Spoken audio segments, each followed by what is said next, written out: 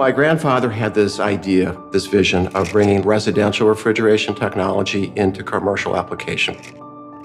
And my father was a World War II pilot, and he flew a plane called the C-47. That plane was built to endure tremendous tough conditions.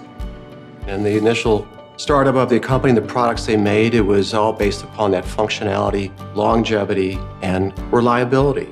And that, to me, is always the legacy that we still keep to this day.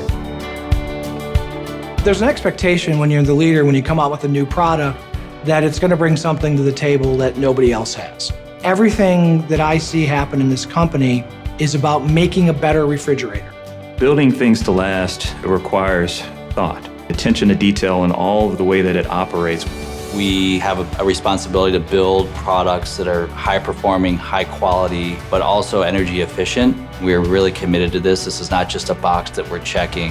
I think peace of mind is really what the customer is looking for, and the brand True is synonymous with that. We have veteran customer service people that have been working with customers for decades. Those relationships are really important. Growing up, seeing my grandpa's work ethic has really instilled how important True is to not just our family, but so many families out there.